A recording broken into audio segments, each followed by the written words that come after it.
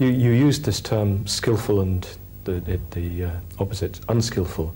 What do they mean? What place have they got? In Buddhism, traditionally, actions are classified as what we would call good or ethical, if they are free from the unskillful states, as they're called, of greed, hatred and delusion.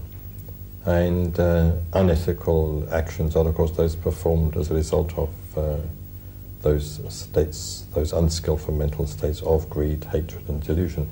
In that way, in that sense, the basis of Buddhist ethics is, in a manner of speaking, psychological. But here one must guard against a misunderstanding. It is not that you can do what you like, provided your mental attitude is skillful. Because skillful involves wise. A very big part of unskillfulness is just lack of understanding, lack of insight, even.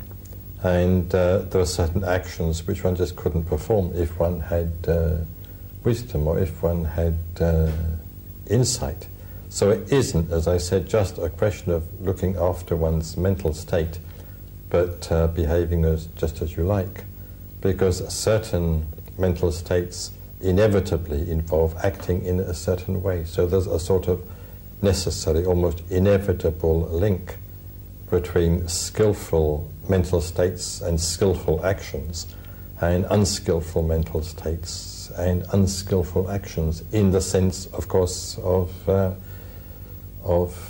real or natural and not conventional morality. So you couldn't, for instance, argue that, well, my mental state is quite clear, my mental states are quite positive, they're skillful, they're kusala, so it doesn't matter what I do.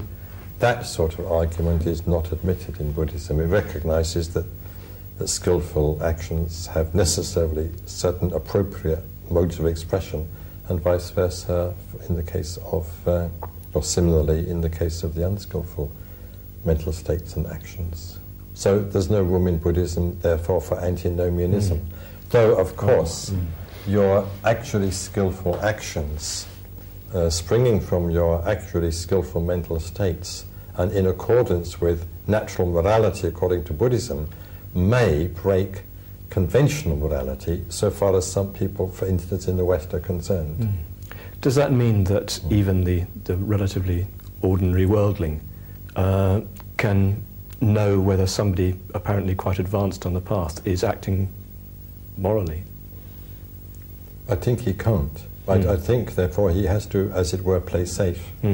And if he finds that someone who is supposed to be highly advanced on the path is behaving in what seems to be an unethical manner, he should look at that very seriously and not assume that that person is just acting in that way while remaining genuinely enlightened, acting in that way as a teaching or lesson to others. I think that sort of conclusion should be drawn only after very careful thought and observation.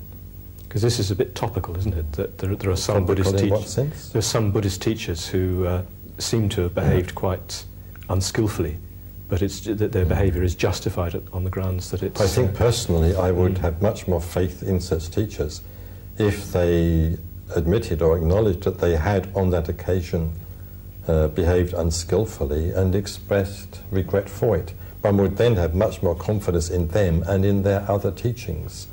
But if one was doubtful and wasn't really sure, as one couldn't be, whether their alleged breaking of the precept or actual breaking of the precept was a skillful means or not, it could undermine your faith in everything that they were doing. Or it could encourage you just to entertain blind faith with regard to them, which wouldn't be very Buddhist at all.